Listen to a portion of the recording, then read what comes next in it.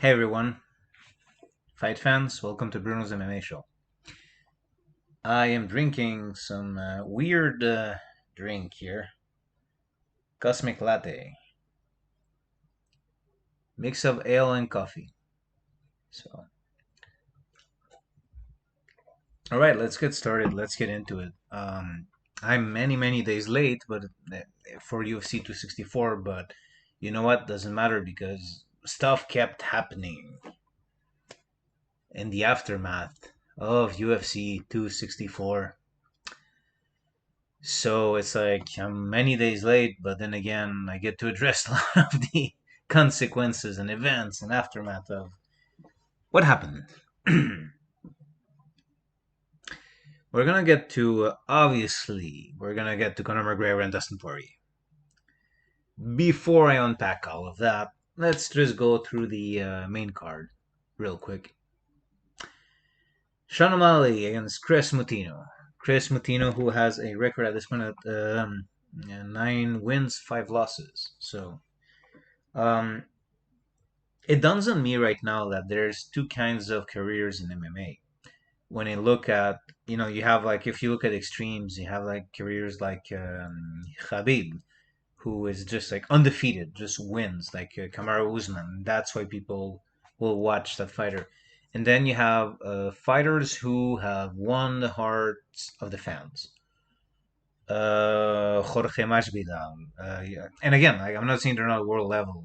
Like, they are. But what I mean is like the reason why they're so beloved, or just they did something that just fans just really loved it. Like Nate Diaz is a very obvious example.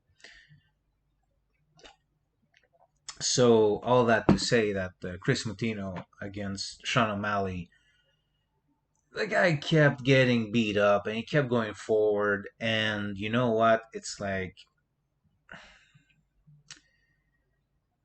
to have a career in MMA as a pro fighter, you have to be at the level of a pro fighter, sure, but you don't necessarily need to win all the time. You just need to have people want to see you. You need fans to want to see you fight. And Jake Paul against Ben Askren. That was not the high level of boxing as a fight, but why did we? I at least. Why did some people want to see it? Because of the characters involved. Characters like the real people, but I mean like the personalities. I meant. So Chris Motino is I feel like that guy. If the UFC is smart and if he continues to fight with heart, has a career. Whether he wins or loses, he has a career in MMA. Now, with the amount of damage he took in that fight, if every single fight he takes, that's the kind of damage he takes, he might also have a short career.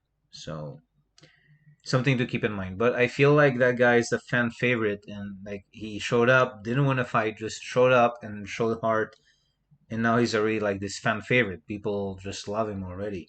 It's amazing for him. Good for him. It's really harsh the fact that it's kind of like the way the contracts work with the UFC. And I guess in any job, your performance is kind of what will determine if you get a job or not. But and someone can correct me if I'm wrong because I know shit all about other sports. But let's say I don't know. Let's say a baseball team hires you as an athlete. Let's say you suck. Um, they will. Well, if you suck, you wouldn't be there. But let's say I shouldn't have said it like that. Let's say you don't perform the way they wanted to. They wanted you to. Maybe for the next season you're not going to be renewed, and someone can correct me if I'm wrong, but you're still hired for that season. Maybe they just bench you the whole time, but that season you're hired. So with the UFC, that's not how it works, and that's a bit unfair. It's on some level, I do feel like maybe contracts should be like this amount of fights. That would be what's fair for fighters, not if you lose, we get to cut you if we feel like it. That being my opinion. So anyway, that kid is not getting cut, and good for him because he took this. I mean, if he had won that fight, obviously that would have catapulted him. So he had good reasons to take it. But the guy shows up in the UFC. and suddenly he's facing Sean O'Malley. And right now I'm drawing a blank on if he had one fight before in the UFC or if it was his first. But like, come on. As for Sean O'Malley, he's being smart because a lot of fighters are kind of like, oh, why would I fight the guy who's ranked this or that? But Sean O'Malley understands that you have to stay active, you have to stay visible, and like people have to remember you exist. And also he was, Sean O'Malley couldn't fight for a long time, so I think he understands that very well. He's very young, but I'm sure from his perspective, he's also making up for lost time. Although he did have a good attitude about it, where if I remember correctly, he saw it as time to get better when he was shelved. Was it because of USADA? I hope I'm not wrong because if that wasn't it, and I'm saying this, well, it doesn't matter. Okay, Irene Aldana and Yana Kunitskaya. Well, vicious finish by Aldana. Like that was vicious ground and pound. And you see like the the blood dripping, and like she has killer instincts.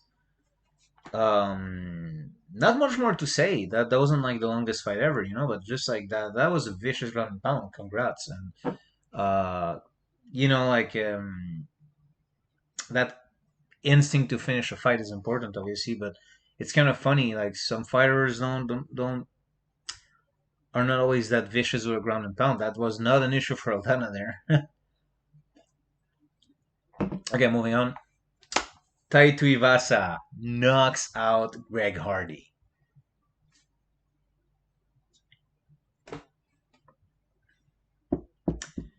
You know what would have made it better if someone had a pile of guns ready on the side of the cage, and as soon as they saw that Greg Hardy was falling, they opened the door of the cage and they just slide a pile of guns so Greg Hardy can land on a pile of guns. For those who don't know, Greg Hardy threw a woman on top of a pile of guns. So Tai Tuivasa, like showing off first out to a Spice Girls song, and then he knocks out Greg Hardy, and then he drinks alcohol from shoes. It's like, and then someone sneaks like one of Dustin Poirier's spices in one of the shoes apparently that he drank. And the hot sauce. Sorry, I said spice. The hot sauce, and then during a then he was being interviewed by a female reporter, and he looks straight at her and mentions, "If you want to be my lover, you have to get with my friends." And she comments like, "Oh, I feel like you were saying it to me." And he was. The guy was making his move during an interview. He's dancing in a cage. Dude, I love Taito Ivasa. He's amazing. He's awesome. He's entertaining. And he knocked out Greg Hardy. We're like, oh my god, that was so satisfying. I want to be clear on something. I do believe in redemption. I do believe in people who might have made mistakes in the past growing beyond that. And this is my personal opinion. I am not a telepath. I'm not in anyone's head, but it does not feel like Greg Hardy is a man who laments his past beyond having been caught. And that's my personal opinion on the matter.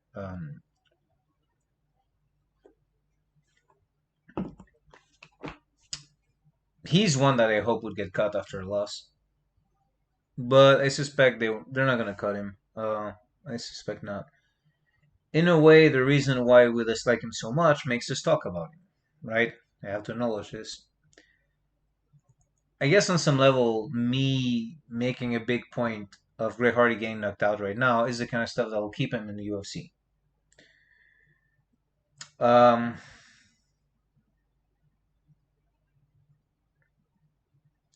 okay, Gilbert Burns against Stephen Thompson, and Burns wins by decision. And the crowd is shitty. I hate crowds. MMA crowds are the worst. They're booing at Gilbert Burns, and like, but I don't know. Apparently, for some people, that was a boring fight. I did not find it boring, but I'm hyper aware of the constant threat of Thompson's kicks. Like to me, like it's kind of like one of those things where, and Burns carries power, so as they circle each other and as they did their thing for me, I was aware of that threat at all times. I was hyper aware that um, something crazy could happen at any moment. And it didn't. Nothing crazy happened. Burns just won by decision, but yeah, it was a fair, like it wasn't a controversial decision by any means. Um, and this is, I guess, I'm not trying to be a snob when I say this. I swear, I'm not trying to be like the highbrow MMA fan, who looks down on casuals and all that. It's not my point here. But for that, we'll get to when we talk about Conor McGregor. But I just didn't find the fight boring. I don't know. Some people apparently did, but I feel like at this point, some people, as soon as they see grappling, they're like, the fight was boring. And maybe I'm going to contradict what I said earlier. Maybe I am going to be a bit highbrow, but I feel like Conor McGregor events carry a lot of casuals who will um, propagate that idea that the fight was boring because it had grappling in it. And Burns was lamenting that he didn't get a finish. But it just shows you how amazing Khabib was in his grappling for MMA, because I never found like Khabib would go for grapple, but grappling, but he like I never found his grappling boring. Like he was finishing people with his grappling and the ground and pound. Like it just he was setting up stuff. It just shows you how amazing it is that he could do that over and over. Because even an amazing grappler like Gilbert Burns, just couldn't get a finish against a karateka like Stephen Thompson, who, of course, Stephen Thompson knows about grappling, and he defended extremely well. And Gilbert Burns is like an amazing Brazilian Jiu-Jitsu player, but yeah, it's just I didn't find it boring, but I understand that when you have a grappling heavy game without the finish, a lot of fans will feel unfulfilled. I get that. Okay, let's get to the main event. Dustin Poirier defeats Conor McGregor.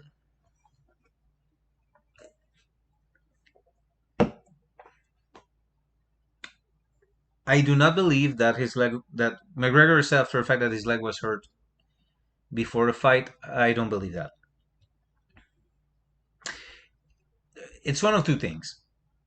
Either, in any case, I think Poirier just wins and that's it. That's the only thing we should mention about that. We shouldn't like give Conor any excuses, because either it's not true and then the leg just broke, or it is true and then Conor McGregor had the crappiest strategy in the world to kick super hard constantly with a damaged leg. So either it's a lie or it's true and he came in with the worst strategy possible, and strategy matters in fighting. And fighters often fight hurt, so you can't just use that as an excuse. Um, that's it.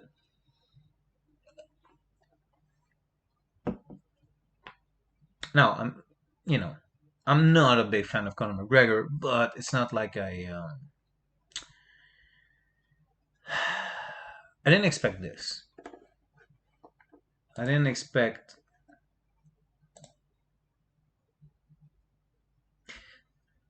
I didn't expect Conor McGregor to threaten. I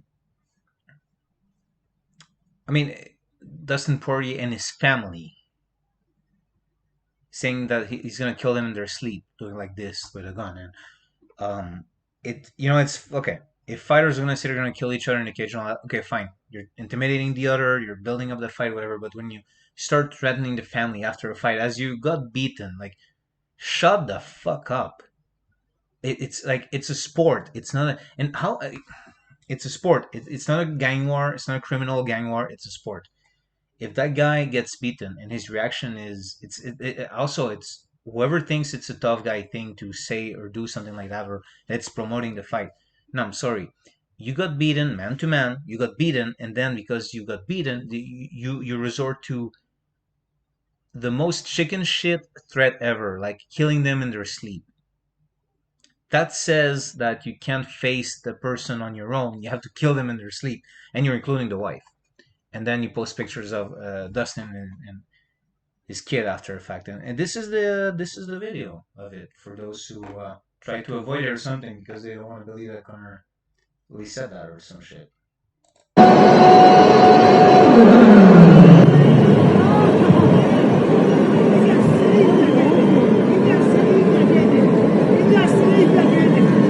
am the winner, Dustin Poirier. Dustin, first of all, congratulations on a very impressive victory. You and Conor are going. I would go here as well. But I want your thoughts on the fight because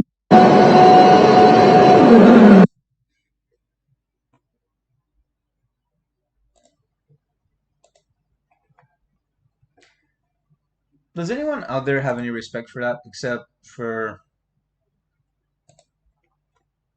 like apparently Ronda Rousey, who was praising McGregor for still promoting the fight even though he was hurt? Like apparently that was worthy of praise.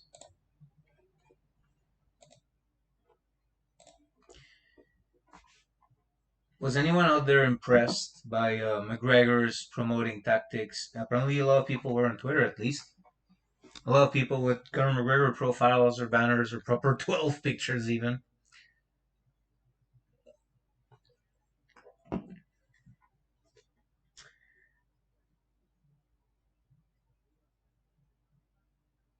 I kind of like this image where he's getting beat up in front of the proper 12 sign. And it's so freaking funny because Conor McGregor was cheating. He was hooking Poirier's glove to try to upkick, and Herb Dean apparently was completely blind to this. Because of course he is. And anytime McGregor fights, he seems to not see a lot of things. I'll remember Khabib versus McGregor, right? And then McGregor fans are so desperate to excuse his defeat, and they're like, "Oh, Poirier hooked his foot on the cage." No, he didn't. He walked up the cage, and at some point, like his toes were like in between the cage, but at no point did he like stay there hooking to the cage. No, he was walking up the cage. You morons!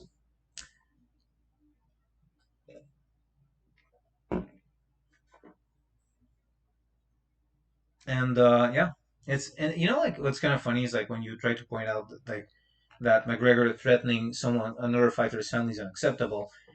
Like McGregor fans are really weird about defending him.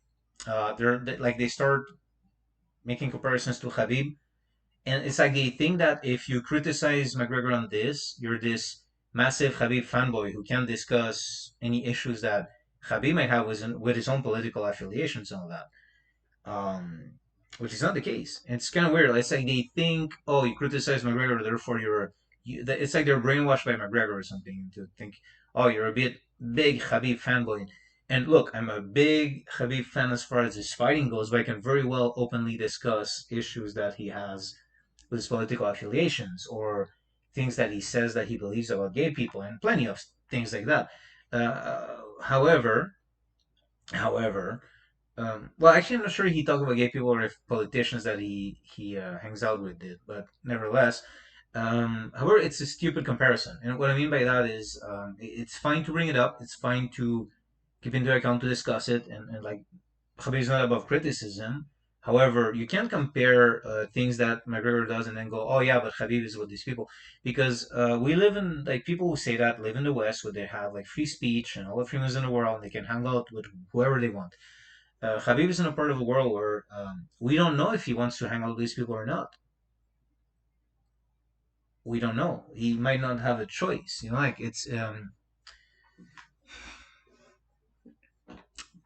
lot of the people criticizing Habib for that would, in Habib's place, do the same thing because you have no choice. It's not a free country. So again, I'm not saying that Habib is beyond reproach or criticism about the people he can hang out with. But if that's what you're going with, it's also it's a whataboutism. I'm kind of like wasting time addressing this, but it's like a whataboutism. Like you mentioned that what McGregor did, and then all his fans start bringing up what other fighters did, but they're like, okay, so other fighters might have done something else. That doesn't cancel. It doesn't cancel this. If you rob a bank, your defense cannot be other people robbed banks before me in the history of the world. It doesn't work like that. And the examples are shitty anyway. Like they're gonna give examples like when Mike Tyson said he was gonna eat the kids of another fighter. Okay, I didn't like that, by the way. I didn't even know about that. But first, there's many things to consider. First of all, I didn't like that. It's not like I was like, no, it's an exception for Mike Tyson. No, that wasn't okay. You don't bring up someone's family. Uh, However, Mike Tyson has been very repentful since then. He has repented a lot for his past self. Not only that, even though I really don't like it when you bring someone's family, like saying that you're gonna eat someone's children, it's such a cartoonish, if obscene and not okay thing to say, but it's so cartoonish. You can put it on the same level as looking at someone and doing like this and saying you're gonna kill him and his wife in their sleep. It is not the same thing. One thing like eating children, like it's so freaking cartoonish, and again, not okay, but you cannot compare it. You cannot compare it.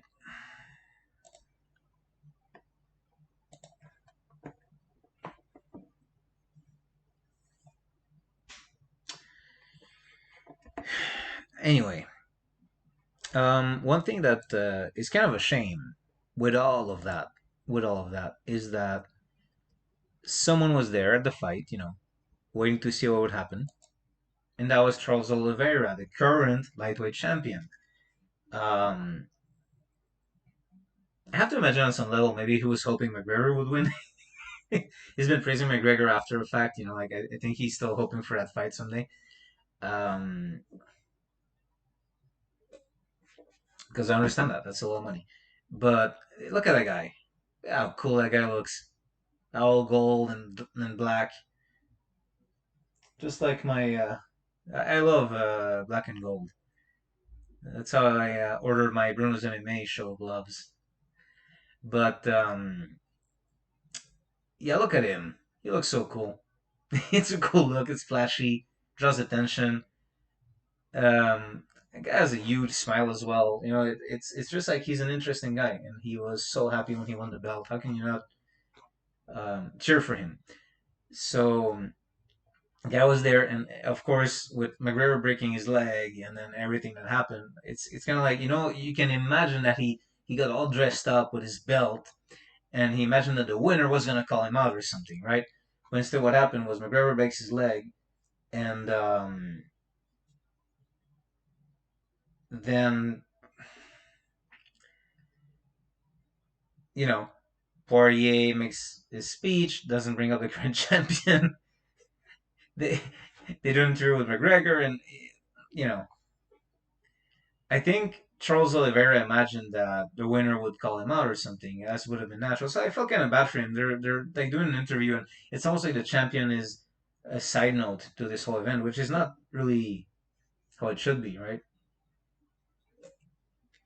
I'm really looking forward to the fight between Dustin and Oliveira. That's gonna be cool, man. And speaking of Oliveira, I kind of wanna. This has nothing whatsoever to do with MMA, but I just want to address what Oliveira has been doing with his free time. He has not been still as he waited for his next fight. This is what he's been up to, ladies and gentlemen. I'm not. This is amazing. This is amazing. 7-1. But now Tim Tetrick moves to the outside, and he is back for more. And they're going at it here at the top of the stretch. Who do you like, Charles Oliveira and Tim Tetrick square off here in the 1 mile match race? And on the outside, it's Tim Tetrick battling back at the inside is Charles Oliveira. This is going to get close. Charles Oliveira, the UFC lightweight champion, is digging in and holding on. Okay. Charles Oliveira. So he won. Won the race. That's cool. This I don't even know what you call it kind of racing. This is Yonkers the check. Raceway. That's pretty cool. I wonder why they bounce like that behind the horse. Is it on purpose? Is it just a thing that happens? Yeah. But you see, Charles almost had a leg lock on that horse. Almost. This close. Yeah. Anyway, on going back to McGregor news. Uh, yeah, this is this is a chain that Jake Paul had ordered of Sleepy McGregor with Nyquil, and I see that there's like diamonds, I guess, for shorts, and the thing is like worth like 100K or something. And he sent it to Dustin Poirier for his charity, and the running joke right now is that the money that McGregor was supposed to send to Poirier's charity that he never sent, and now Poirier's gonna sell it for charity. What if it makes that money that McGregor had promised in a roundabout way? It's like McGregor kept his promise, which is pretty funny, really. And yeah, speaking of Jake Paul, his fight against Tyron Woodley, his boxing match, they made a bet where the loser has to tattoo on their body that the winner loves. Um, if Tyron wins, he Jake Paul has to tattoo "I love Tyron Woodley" on his body and show it on Instagram and vice versa, something like that. That's funny. Like I used to not like Jake Paul. Now I do like him for reasons that also I'm gonna elaborate. But it's just stuff like that. It's so freaking weird and makes you talk about it. I'm really happy for Tyron Woodley because he's gonna get a payday that he deserves that he never got before. And in this case, I don't know, made a best man win. I actually kind of like them both. I can't believe I'm saying I like Jake Paul, but here we are.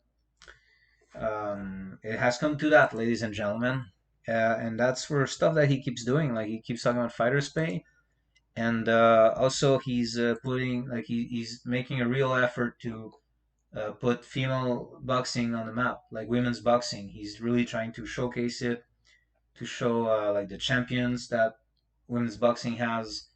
They're woefully unrepresented, and he just goes and puts them uh, in his event as a co-main, so the world notices them more. And like it works because it's, in all honesty, and I'm more of an MMA fan, of course, but it's the first time I ever heard their names, for which I think it's amazing what he did.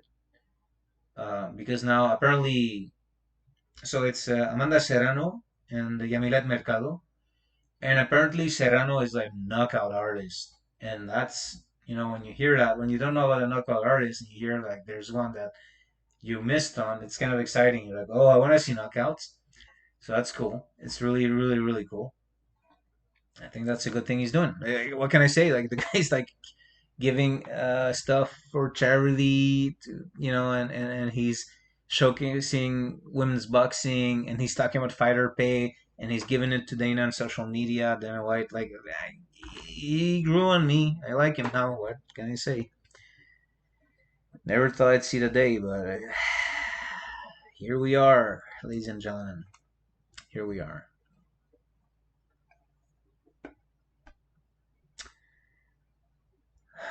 Okay, now for the next part, I want to talk about something that I addressed on my previous episode.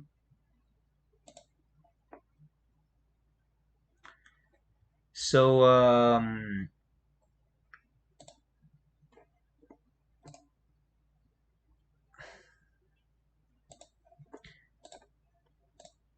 this man, Justin Balboa, with a very ironic last name, got knocked out by a kickboxer, well, professional fighter. I don't know if he did MMA as well, but professional kickboxer, so professional fighter, Joe Schilling. And I discussed in the previous episode, showed the video, and thought that guy had kind of been looking for it, right?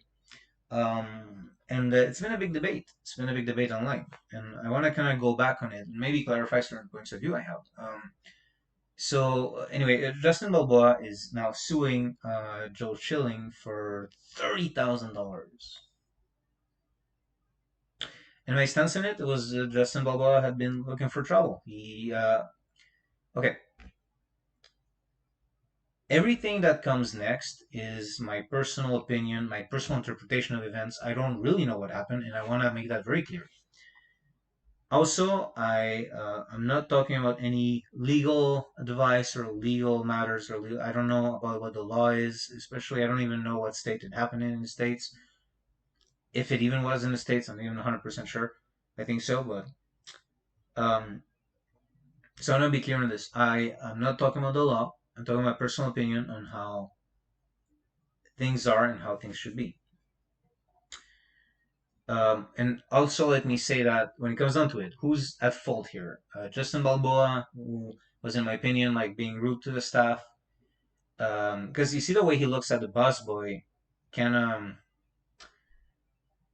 to me, suggests that Joe Schilling's version of events where he was rude to staff and all that is probably true.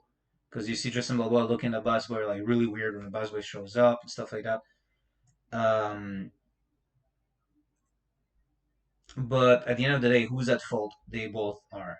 Both men could have walked away or calmed down way before it came to blows. So, who's at fault in street fights? It's often both men are at fault. It's very rare that a single person is fully at fault here. Very often, one person could have walked away, and that would have been the end of it. I want to find a quote. Right, I should have prepared it ahead of time, but nevertheless, let's see.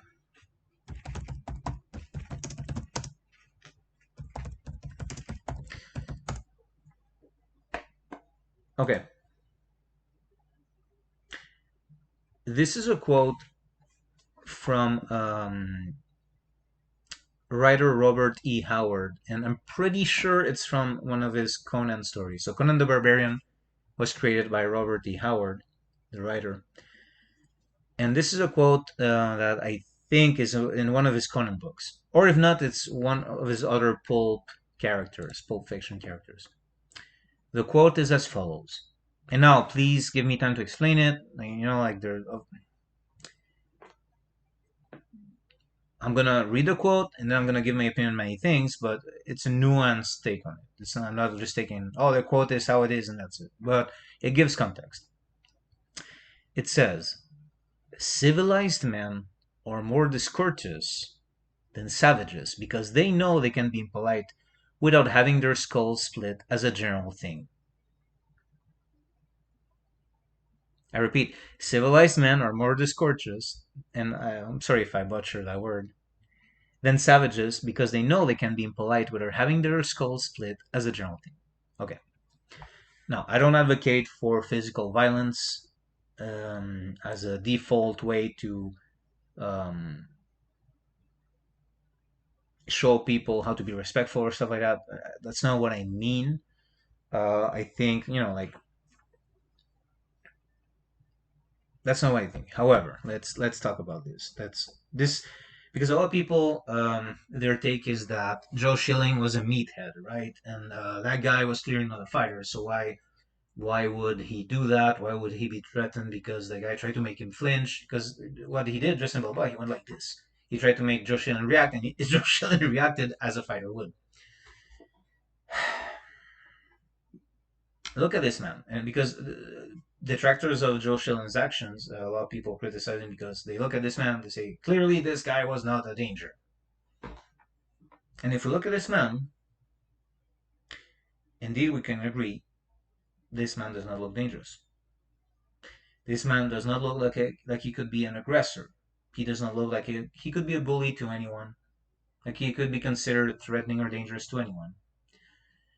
There's no world in which that guy can be an aggressor except in modern times. And I want to emphasize that I agree with modern laws. I agree we should not resort to street fighting. But with every system, even good ones, you will always find people who will abuse the system. That man has a history of looking for trouble in bars and suing after a fact.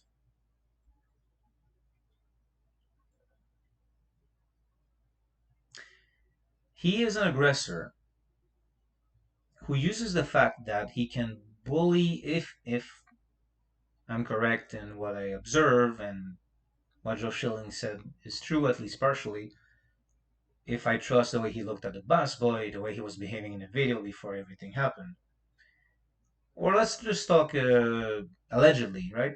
And or in general, people who go around and treating waiters like shit, busboys like shit, just people who have like like just um, jobs where they have to serve the public, right?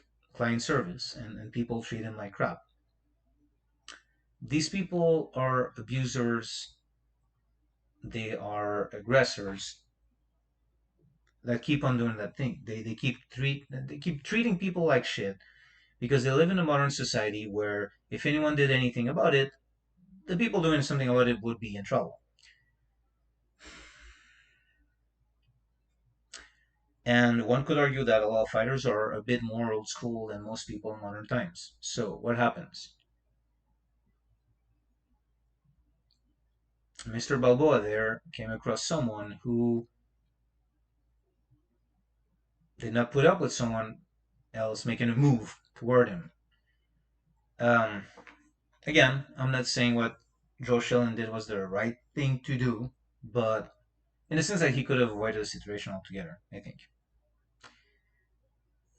I think on some level he was looking for an excuse. But for Justin Balboa to not have understood who he is in the grand scheme of things, to have misled himself into believing that he is the predator in this environment, just because the laws and society and the fact that people want to keep their jobs allow him to behave in this way, allegedly,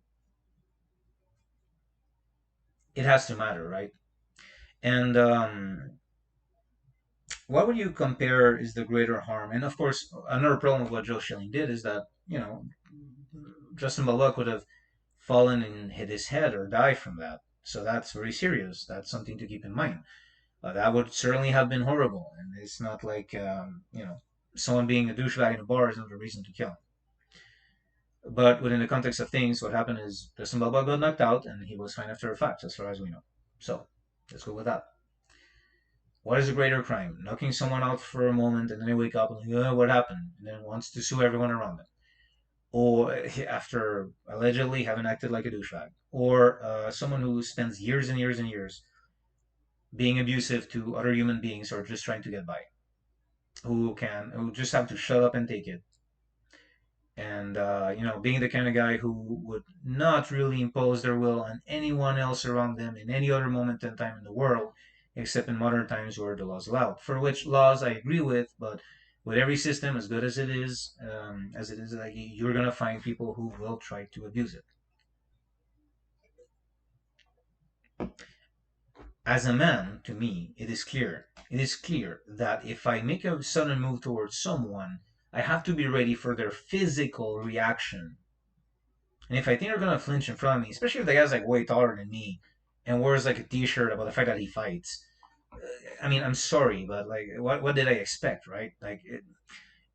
There has never been a moment in my life where I made a move towards someone like that. It's either I did not make a move to not start anything physical, or I defended myself because the other person made a move. Um, but it never occurred to me to just push someone or start like trying to make them flinch or stupid stuff like that. It's not how, like, you either do it or you don't. You either attack someone or you don't. You don't start playing games, especially with someone who actually fights. And for people who say like, "Oh, that guy was not a danger," like Joe Schilling had no reason knocking him out. Well, maybe Joe Schilling was it like a grappler, or jiu-jitsu player. Maybe he would have like put him in a rear naked choke or something. But Joe Schilling is a kickboxer. He went for what he knows instinctively. And for people who disagree, like, look, if someone suddenly does this and you are a trained fighter, and again, both men could have walked away, right? But I'm not going to cry over a douchebag who's looking for trouble, allegedly. No. I also think people who are saying that guy was not a danger because look at Joe Schilling compared to him, and you see the size, and one is a fighter, the other one obviously doesn't know what being manly is. Um, yeah, there's a discrepancy, right? However, let's see.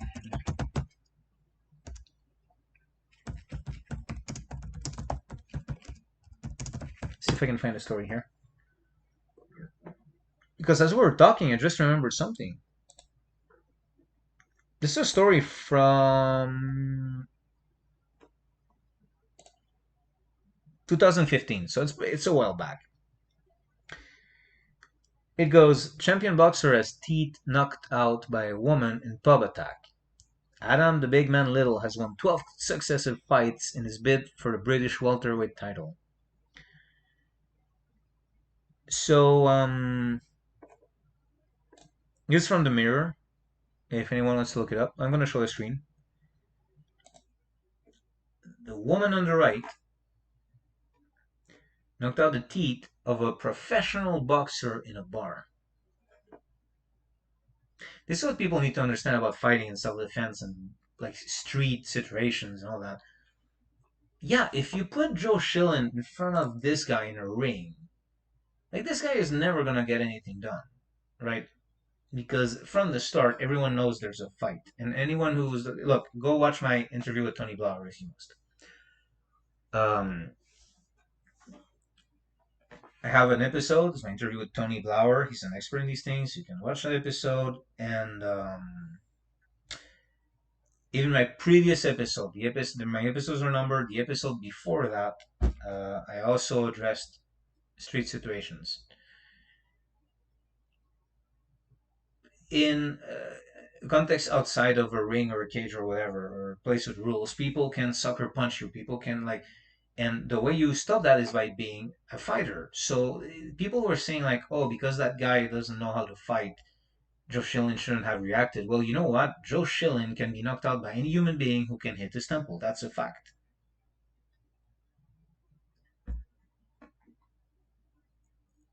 So my point is the way that a fighter doesn't get knocked out by a guy like that is because they know how to fight. Therefore, they have to fight to avoid that, if you will. Now the guy just trying to make him flinch like an idiot, but like he shouldn't have been playing those games. So my point is, this woman knocked out the teeth of a professional boxer. Obviously, if you put these two in a freaking ring, and the guy actually had intentions of knocking her out, it wouldn't be pretty, right? And she managed to sucker punch him and knock out his teeth, right?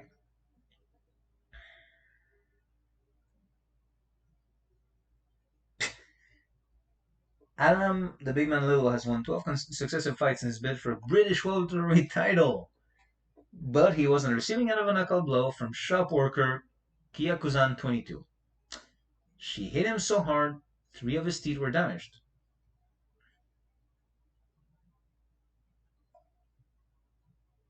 Yeah, there you go. The court heard Mr. Little, 24, had stepped in to calm a pub row between a group of men, which led to one drinker being ejected by doorstop. But the man's girlfriend, Kuzan, confronted the boxer and hit him in the face. Look at her. She knocked him out. Okay? One of his front teeth was shattered by the blow, another was broken in half, and a third pushed backwards. He later received a Facebook message containing a picture of Kuzan with the mocking words, "Good luck in your career."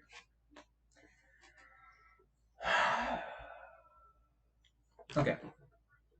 So for anyone who says that this man could never have hurt Joe Schilling, okay? Look at this face. Is this the face of a savage fighter to you?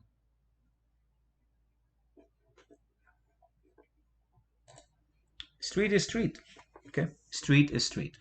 Real life is real life. It's not a ring, it's not a cage. A man flinches at you like that, he started something physical.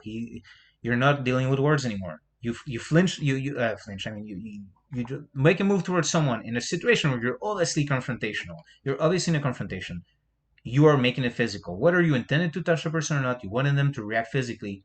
Well, you got it. And that's my point. I'm not saying Joe Schilling was wise in what he did that night, but for people to characterize it as like, oh, how could he react to that? Look at that guy. He's not a threat. Everyone is a threat. That's what people who don't like, either people who don't know about fighting or people who only fought in a sport, like, in a sport context, will say those things. I think maybe I'm wrong. Maybe out there there's people who've been in street altercations before and they disagree with me. But it's my experience that everyone is dangerous. Everyone. And if they make it physical, it was their choice. No, again, I'm not saying that what Joe Schilling did was wise, but I'm not gonna cry over a douchebag who was allegedly looking for trouble. That's my take on it. Yeah. Well, okay, that's it. It's kind of been long enough, I think, as an episode. So yeah, I'm looking forward to the next few fights, and let's see what happens. So everyone, thanks for watching.